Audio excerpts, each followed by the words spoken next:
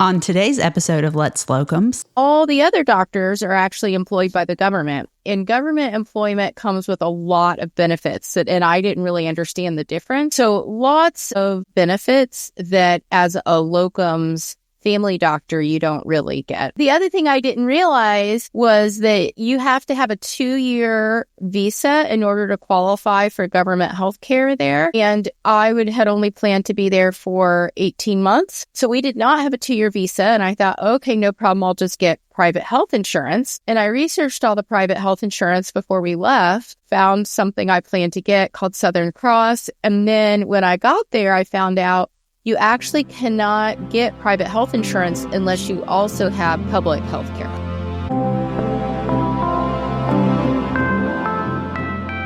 Welcome to Let's Locums, the podcast hosted by Drs. Mark and Allison Royer, ENT surgeons and the founders of SpecialtyLocums.com. Join us as we explore the world of locum tenens and help you navigate the options for a flexible and rewarding medical career. Welcome to Let's Locums. My name is Mark Royer. I'm an ear, nose, and throat surgeon and locum tenens physician. I'm here today with a very special guest who I've known for many years. Her name is Dr. Mandy Dornfeld. She's a dedicated family physician with roots in Indiana and over a decade of experience in full-spectrum family medicine, including hospital care, office visits, obstetrics. In 2022, she and her family embarked on an expat adventure, moving to the northern island of New Zealand, where she embraced the challenges of rural general practice. Mandy is passionate about providing high-quality care across all life stages. She's also a pioneer in breastfeeding medicine, and she's my physician as well through her direct primary care practice, Sage Family Medicine. Outside of work, she enjoys hiking, traveling, and spending time with her family, her 3 kids, and Dave, our CPA, an amazing CPA, by the way. Dr. Dornfeld, thank you so much for joining us today. Thank you. Thanks for having me. I will make one correction only because it matters because of the world events. We actually went to New Zealand in 2020, not 2022. Yeah, right in the midst of COVID. So what inspired you and your family to take the leap and move to New Zealand for a locum tenens position? I was an employed physician employed through a large hospital system and actually was pretty involved in physician leadership, but became pretty disillusioned with the machine of medicine and realized that I wanted to do something different and planned to start my own direct primary care practice. And in taking that leap, my husband and I realized if we wanted to do any work outside the country or live abroad, this was the time to do it between practices. I had always wanted to live abroad. I didn't get to do like a semester abroad in college. And I always thought that would be a really cool thing to do with our kids. So they were kind of the right ages. So we decided between starting my business and ending my employed position that we would go spend 18 months in New Zealand. So amazing. So I think one point that's important to make, you were our medical staff president. You had obtained all sorts of designations, I remember, on the peds floor specifically. You were so instrumental in the hospital. And the fact that someone gave their heart and soul to a hospital could come to feel that way. I was like, well, man, if this is going to happen to Mandy, then nobody is safe. Everybody has to realize that this is a risk of practicing in medicine in the 2020s. So you decided you wanted to make this leap. Were there specific professional or personal goals that you were hoping to achieve? Well, the first question is, where are you going to go if you're going to live abroad? And so New Zealand rose to the top pretty quickly. I felt like we probably should be in a place where English was the primary language because we knew this wasn't like a permanent move. We weren't going to be there for years and years where our kids could learn a second language. We wanted to be in a place that was relatively safe and that where healthcare was somewhat modern because not only was I practicing, but I have family and I want them to be safe if they were to need medical care, which unfortunately our son did need medical care while we were there. So those two things pretty quickly narrowed it down to New Zealand. Also, obviously, I needed to go to a place that would allow an American physician to practice without having to retrain because I didn't have time or desire to retrain in another country. New Zealand does have a avenue for board-certified American physicians to practice. They have a program called EPIC, not the EMR, that it is nice in that basically you kind of apply to Epic, and it's a consortium for all of your board certifications and your medical training and your board exams and da-da-da-da-da. And they vet everything. And then once you're through Epic, then you can, you're off and running. How did you go about finding a locum tenens job specifically in New Zealand? Did you work through an agency? Did you apply directly to the New Zealand government? One thing that's interesting about New Zealand is it's kind of two-tiered as far as employers. So the government employs almost every type of physician in New Zealand, except for primary care. And primary care in New Zealand is essentially a family doctor or a GP. Pediatrics is not primary care. Internal medicine is not primary care. So that's unusual. Those are actually considered specialties. I didn't really understand a lot of that at the time, but basically GP practices are independently owned, privately owned, and then they contract with the government, essentially kind of like an HMO. The government gives them a per member per month fee to take care of that member each month. So you're actually employed by a private practice as a GP. All the other doctors are actually employed by the government. And government employment comes with a lot of benefits. And I didn't really understand the difference when I first went. So government employment comes with like 4 weeks vacation, 3 or 4 weeks of CME time, about $10,000 in CME money. So lots of benefits that as a locums family doctor, you don't really get. I was essentially a contractor, and so I didn't get any paid time off or CME or sick time. You didn't even get tea time in the afternoon there, I remember, no, right? The other thing I didn't realize was that you have to have a 2-year visa in order to qualify for government health care there. And I had only planned to be there for 18 months. So we did not have a 2-year visa. And I thought, okay, no problem. I'll just get private health insurance. And I researched all the private health insurance before we left, found something I planned to get called Southern Cross. And then when I got there, I found out you actually cannot get private health insurance unless you also have public health care. Oh, wow. So Jeez. I didn't know that. No one told me that. So we really could not have any covered health care there. An important part of the story is that we arrived in January of 2020.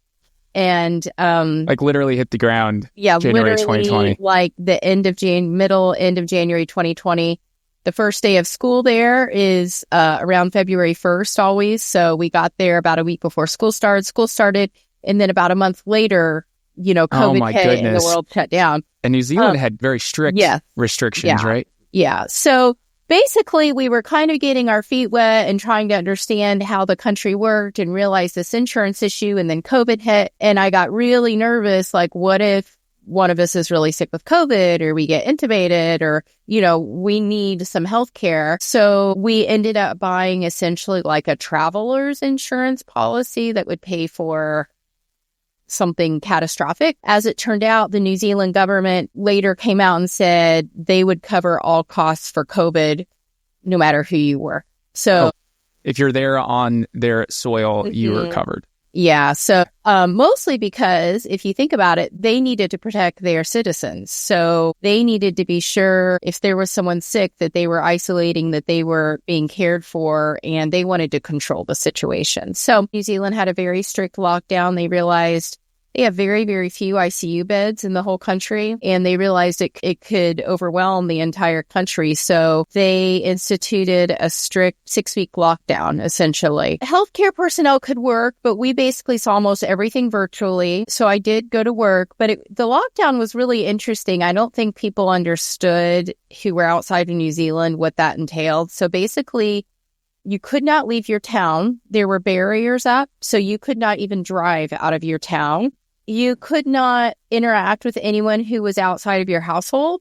They called it your bubble, and they didn't want you to even be seen interacting with someone who wasn't in your bubble. My situation was different than other people who weren't in healthcare because I did go to work, but they really didn't want us interacting with each other, even though we were at the office. So we each kind of stayed in our little room, and you couldn't go to the lunchroom and eat and take your mask off and things like that. You had to eat separately. We lived right on the water on the North Island. It was a very, very beautiful part of the world, but you couldn't go swimming in the ocean. You couldn't go boating because the thought was if there's an emergency that happens or there's an accident, then the emergency personnel would have to interact with you and that would put them at risk. So Wow. couldn't do anything. We got pretty bent out of shape here when we had to wear masks when we walked into a restaurant before we sat down to eat. If you weren't in healthcare, can you even like go for a run outside or you anything? could go for a run. Yep.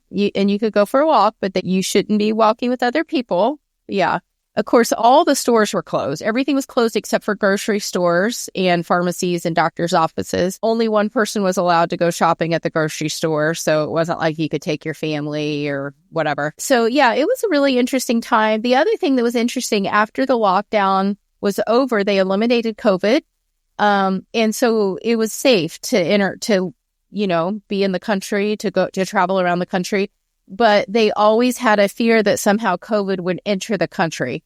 And so they were very strict and passionate about making sure that everyone kind of checked into everywhere they went, because if a COVID case were to appear, they wanted to be able to contact trace and see where you'd been and who'd been exposed to you. So they have an app. In fact, I think I still have it on my phone called New Zealand COVID Tracer, and you would open the app and you would scan a QR code every place that you went so that the government could see everywhere you'd been. And I remember thinking, there is just no way this would work in America. No one would go for that. So between the health insurance and then this lockdown, did you have moments where you're like, what the hell have I done? Did that ever cross your mind? Or absolutely. And we specifically rented a home that had a spare bedroom so that we could have family. We had family lined up someone would be there all the time. I think we were on the list for a while. Yeah, you were on the list. Our friends from Montana had already bought their tickets. So we expected to have nonstop visitors and to have friends and family visiting us. And of course, this changed everything. No one could visit us and we couldn't leave the country. And we definitely considered leaving, like just abandoning all of this and going back to America. But at that point, New Zealand was the safest place in the world. Looking back, we made it through. Most Americans made it through, thank goodness, but we didn't know what would happen. Right. You didn't know. There's so much uncertainty, right? It kind of felt like it would be ludicrous to go back to America where it felt like things were very, very unsafe and from the COVID perspective, and we'd be putting our family at risk. So we stayed with the knowledge that basically we couldn't leave. I mean, if I'd gone back to America too, where would I work? Didn't have a job. So it just seemed like that would have been a really horrible mistake. So we decided to stay. So you stayed. The lockdown you said lasted about that intense lockdown was about 6 weeks. And then they essentially had like zero COVID for a while there, right? Yeah. And so then things eased a little bit and got back to kind of normal. You were able to, I know the kids took up sailing and presumably went to school, or did that kind of... they went to school. They went to public school. We lived on the North Island on the Coromandel Peninsula. I did work with a Locums company. He gave me a few choices. I chose this area for one thing because I'd been offered a job that was in a more populated area in a larger city, but it also was a huge employer.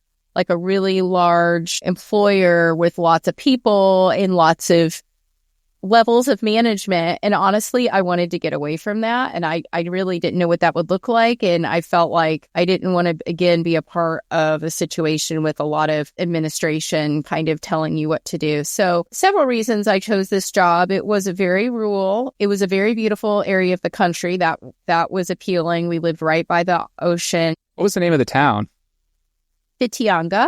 It actually started with the WWHITINGA, but it's pronounced Whitianga in the Maori language. And we did not realize how difficult the drive would be to get there. So you kind of like drive up the peninsula and over a mountain and around this road that's kind of scary. So it really took some effort to get there, and it took some effort to leave, which looking back, I wish maybe we'd been in a more central location so we would have had more opportunity to travel. But you'd never even been to New Zealand. How far were you from Auckland? Is that the drive from Auckland you're describing? 3 hours from Auckland. 3 hour drive from Auckland. Mm-hmm. But it wasn't an easy drive. It was a hard drive. Every time we take that drive, the kids would get car sick every single time.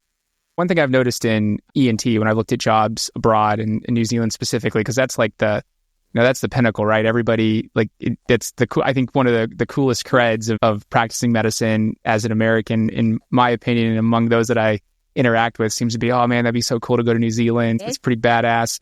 But one of the things is the pay for specialists specifically is really low compared to the U.S. So, for example, if you think it's low for specialists, you don't even want to know what it was for family. So I actually do want to know what it was. So for ENT, around the time that maybe, they were probably making USD as like a locums doc, I don't know, 1,200 to 1,600 for like a clinic day, right? It'd been like 400 New Zealand dollars, which at the time, and I think was the time when you were there, would be like 300 US dollars. So, I mean, you'd essentially, it was like work 2 weeks for a day of pay, or at least a week for a day of pay. What was the pay like for primary care? Yeah, it was about $400 for half a day.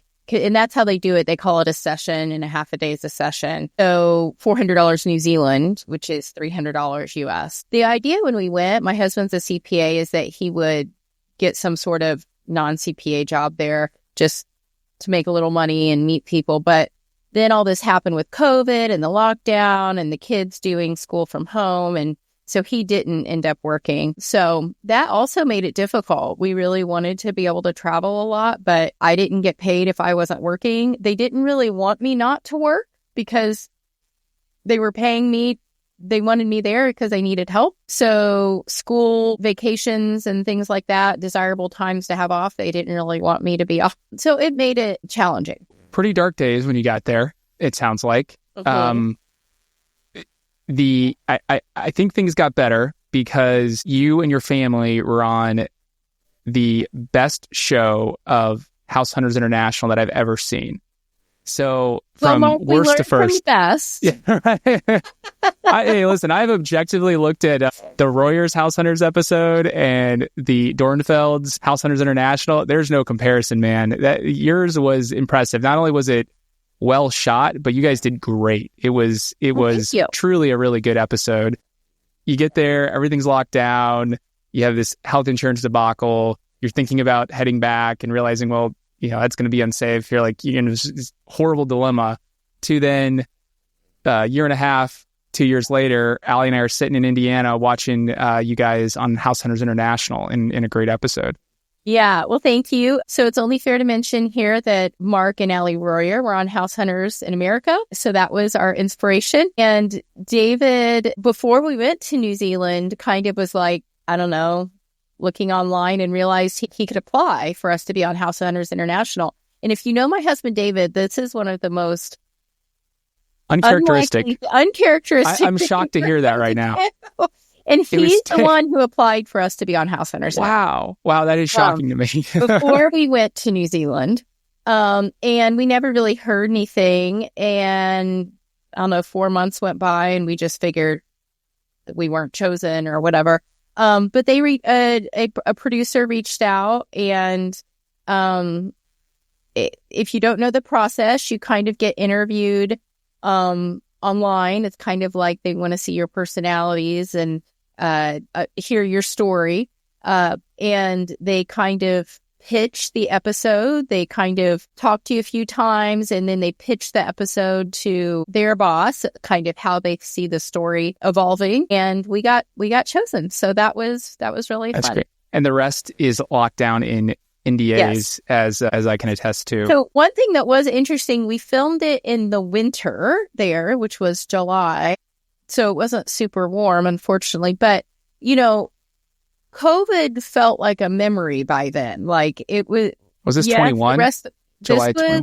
No, this was still 2020. Oh, we filmed it in July of 2020. And the lockdown was over. We didn't really, we'd scan in, but we didn't have COVID. The sound crew and the director and all those people, they couldn't have come from America because there was still very strict protocols about entering New Zealand, and you can't do that. So they contracted with a crew that lived in New Zealand. That's how we were able to do it. But because House Hunters International was like based in America, they still had all these COVID rules. So it was like, well, we don't have COVID here, but they had to hire a person whose only job was to wipe down everything on the set. And we couldn't ride together in the same car. We had to be in one car, and the real estate agent had to be in another car. And we weren't permitted because of what was happening in the rest of the world to even ride together. So that was kind of interesting. It's like, well, that's not really our experience here, but they still kind of had to follow all these rules from their legal department. I'm curious about the time frame and the actual kind of nitty gritty of the process, specifically with regards to the visa and the licensing there. So from the time you're like, I want to do this, this job looks good, let's proceed. What was the time period to get the visas? Were there any unexpected hurdles? What was that process like? I'd originally thought we'd go summer of 2020, but for a few reasons, we decided to move up the timeline. And so I think it took about 6 months from beginning to end. And then the actual kind of paperwork side of things, I feel like credentialing can be pretty burdensome just when you go to a new hospital. Was the visa process particularly burdensome, or was it fairly straightforward and easily guided through? It was fairly straightforward. It also depends on what kind of visa you're going to apply for. You can apply for like a permanent, like a residency visa, which we did not do because we weren't planning on living there forever, but you can do that. But yeah, it was pretty straightforward. We talked about the pay being lower than in the US, but how did the cost of living in New Zealand compare to your life in the US? It was quite high. Low pay and high cost of living. Yeah. We bought a car that wasn't very expensive. Interestingly, cars you can get pretty cheap because Japan is pretty close and they have this whole supply of used cars from Japan. The only problem is all the screen, it's all in Japanese, like for your GPS and everything. So you just ignore that. I can't remember exactly, but I feel like we paid maybe $5,000 for a minivan. But when they talk about rent, they tell you the cost per week. And we lived in a pretty not nice house. It is not uncommon with homes that are older in New Zealand to have really poor insulation and no HVAC. So there's no central heat and there's no central air. I'm not surprised about the air. This no central heat surprised me. And really poor insulation. And that's the kind of home we lived in. And I think we paid around $800, $700 a week. So cheap cars, expensive rent, low pay. A nice home a nice maybe 1,400 square foot home in our area would have been around $1 million. Jeez. New Zealand, but still, yeah. Yeah. Yeah. And the other thing is, I mean, we weren't interested in buying a home because we knew we wouldn't be there forever. But New Zealand mortgages are really different. They are not a fixed interest rate, and you might get like 4 or 5 different mortgages that are different terms, and then they're variable mortgages. So. And then do they also do like the bidding process if you want to buy a house? Is that a thing exactly. If a house is for sale, you won't see a price on it. It's all kind of like under the table sort of discussion about what a house is probably going to go for. And you kind of bid it out like through a secret bid process. So it's a little tricky. So one thing I've wondered about this, with the pay differential in New Zealand compared to the US, being 4 or 5x, and the cost of living being higher than a lot of, especially Midwestern cities where you and I both live, why not work in the US, save aggressively, and then just go stay long-term in New Zealand? Like take a year, 6 months with the family, assuming you get the visa. That's for Americans who want to go and make New Zealand their home, they need to realize it's actually quite difficult. I mean, we're at an advantage because we're well educated and we are doctors they need, but a lot of types of professions can't get a visa to New Zealand. The other thing is, say you want to bring your parents there so the grandparents can be there with their kids. That's almost impossible. Can't do that because they, a lot of reasons, this sounds kind of horrible, but, they see it's a burden on their healthcare system because it's a socialized medicine healthcare system. And here you're bringing people who aren't contributing to the economy, and then they'll be on the healthcare system. So it's very, very difficult to bring retired persons to New Zealand. There is a special type of visa that requires like a couple $1 million of investment. I don't really understand that one very well, but it's really hard. Yeah, there's some billionaires who are like setting up their bunkers there. Yeah, with probably through that. If you have the money, then you're good. But yeah, so even though things weren't perfect in New Zealand, I think that When I've read about quality of life for physicians in New Zealand being so much nicer and they don't work as much and things like that, I really think that's mostly for the specialists who are employed by the government. I found as a family doctor or a GP that I worked a lot. I still had all the same problems there that I had here as in an employed position, which was seeing a lot of patients, no time to answer messages, no paid time to look at the labs. So I would come home and be doing notes and messages and labs in the evening, the same as I did in America. That's wild because, I think that might be a misconception that we have. It's kind of like the grass is always greener phenomenon. That, New Zealand has such a nice work-life balance. I remember at the time, I wasn't talking to you much. I was talking more to Dave. And it always seemed like you were working. It seemed like you were grinding it out there. I kind of still am in some of the New Zealand Facebook GP groups and medicine groups. And I just kind of more of a lurker now. I don't really participate in the discussion, but I see the same sentiment that we see here in America, that they feel overworked and underpaid, and they're burning out, the same as in America. So I don't think it was just me.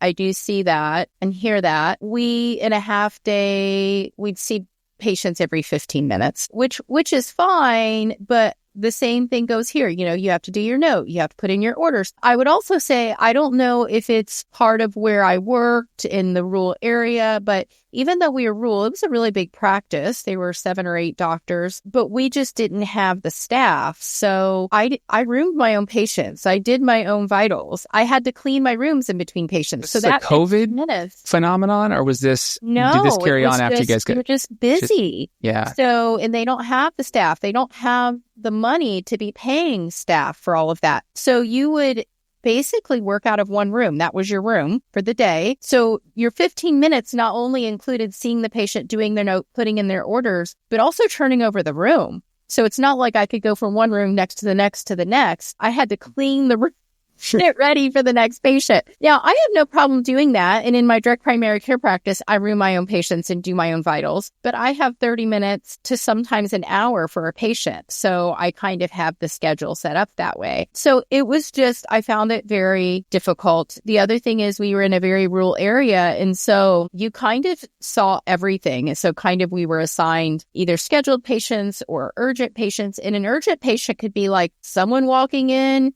who has a fish hook in their mouth or something, and we took care of it. Must be a New Zealand thing. We lived by the ocean. It was fishermen. Fishing was one of the largest industries. So we saw all kinds of trauma, all kinds of typical medical issues, and we were 3 hours away from the nearest hospital. So we were kind of it until you could get an ambulance, and then you say, okay, we'll call the ambulance, no big deal. It might take 4 hours for the ambulance to come to transport a patient. Were there mid-levels in the general practitioner realm? NPs, PAs? There were none at my practice. There are right now just starting to be some mid-levels in New Zealand, and they're starting to see some of the same issues there that we're starting to see here. I think a lot of American doctors that I talked to, one reason why they wanted to go to New Zealand, or one of the benefits of New Zealand medicine in their mind when they went, was they weren't mid-levels. So they felt like that was safer overall, but I think we're going to start seeing more of that too. Do you see yourself returning to New Zealand in the future to work or visit, or was this a one-time adventure? I don't think I would ever go back there to work. I have a wonderful job. I love my job. I have a very successful direct primary care practice and breastfeeding medicine practice. And I work way less now than I worked in New Zealand. So I'm very happy doing what I do. Difficulty for me now is I love to travel, and that is hard when you are a single physician practice to have coverage to travel. So someday I'd like to go back to New Zealand. There are a lot of friends that we made. But when you're in another country and you're all going through somewhat traumatic experience together, it kind of bonds you for life. And we were all going through COVID together. We all, we didn't know what the end was. And so it felt really scary. We were all somewhat isolated from our extended family, couldn't see them. So you become very close with the people there. So I know you made some friends with some other expats, I believe, maybe from the Netherlands or Europe somewhere. But do you have any friends that you made from New Zealand? Or did you find that was a hard culture to break into? Yeah. So I think, yes, New Zealand is a hard culture to break into. And I have friends, but not super close friends who are actually Kiwi. Our closest friends were people who were also from other countries. So the exception to that is my friend Yvonne and her husband, David. Yvonne is a breastfeeding medicine doctor who I kind of knew of in New Zealand before we left. And we became very close to she and her husband when we lived there. And that breastfeeding medicine connection was nice because it gave us something in common. But they lived in Auckland, and our son, Luke, ended up needing some medical care and surgeries. So we stayed with them, and they were really wonderful to us during that time. And I should say, as far as I know, Luke is doing great now, right? He's great. Yeah. Is he a sophomore now, or he is a freshman at Purdue. Excellent. Excellent. What was your favorite memory from your time in New Zealand, either at work or with your family? A couple things we loved. So we lived about a mile away from my office, and I walked to work every single day, and I walked right along the water. So it was just absolutely beautiful every morning. I'd walk, just right along the ocean. So that was really gorgeous. We got to take an amazing trip to the South Island. Milford Sound area. Yeah, Milford Sound. We went to Milford Sound in Queenstown, and it was really gorgeous. So that was a great trip and just absolutely beautiful. So that's also a good memory. Yeah. I also will say Christmas Day on the beach was a good memory. Christmas Day there is more like a party. Like everyone has a sausage sizzle. That's what you call a barbecue there. Everyone has a sausage sizzle on the beach on Christmas Day. And, everyone's out playing volleyball or whatever, just having a fun day at the beach. So that was a fun memory. It'd be interesting to experience Christmas when it's actually summer. There's this Australian artist, Tim Minchin, and he has a song called White Wine in the Sun. It's actually one of my favorite Christmas songs, but basically describes what you're talking about. If you had to describe New Zealand healthcare in one sentence, what would it be? Well, this is a sticky subject because I know a lot of people feel very passionately about socialized medicine. We're all about hot takes here on Let's Locums. Let me say, I did not love socialized medicine in New Zealand. I felt like I'm very thankful people had care and they didn't, you're not going to go bankrupt if you have a chronic medical disease in New Zealand, which is wonderful. But it was so difficult as the first line physician who desperately wanted for people to be able to have a sleep study or a knee replacement or the CT they needed, and you can't get it. So the surgery wait lists there are kind of ridiculous. There's some sort of laws or rules about how long someone can be on the wait list and the idea is to make the healthcare better.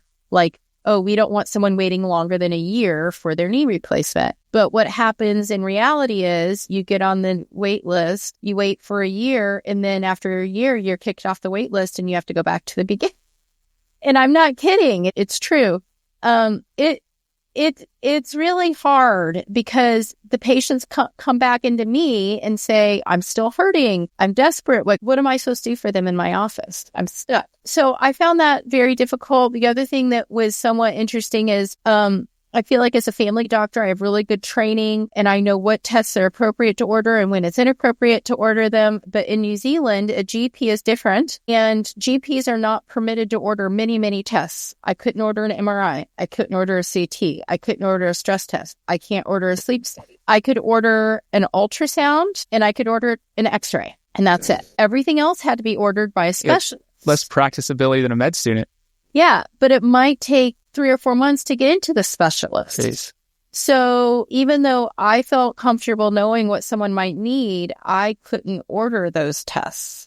So Dr. Dornfeld's one sentence to describe New Zealand medicine is socialized medicine sucks. I think it could be done better. One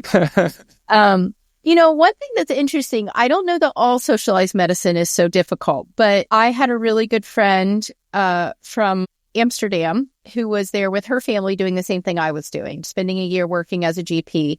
Her name was Tanya. She was amazing. I loved her. Her husband was Paul. They had 4 kids, and they were just there for an experience in New Zealand. And she would say to me, the access to care is so different here than in Amsterdam in the Netherlands. And she said, the other thing is, she said they have it backwards. So in order to come see your GP in New Zealand, they actually had to pay money. But if someone shows up in the ER in New Zealand, it's free. That is a little backwards. Incentives are not very well aligned for cost containment.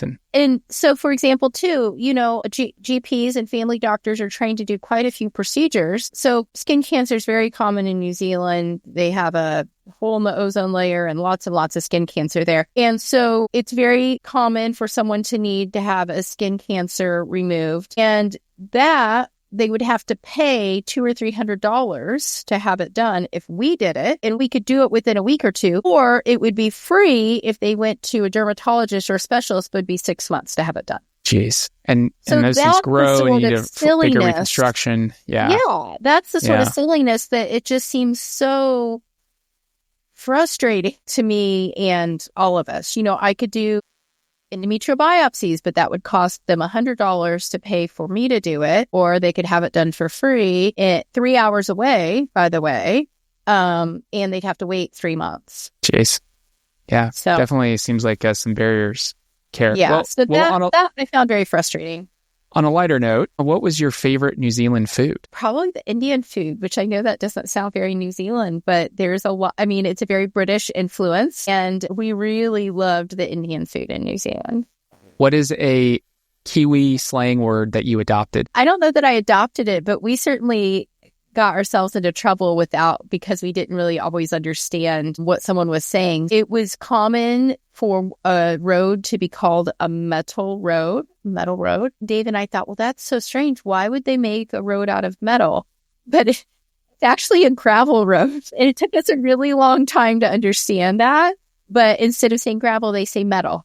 Rubbish, use the rubbish, not trash. A napkin, like to wipe your face with, is a serviette, not a napkin. Pants is underwear. Slacks are pants. Jumper is like a sweater. So there were definitely a lot of... but none that you've adopted back home in No, Indiana. Probably not. Yeah. Well, Dr. Dornfeld, thank you so much for your time talking about your mixed experiences in New Zealand.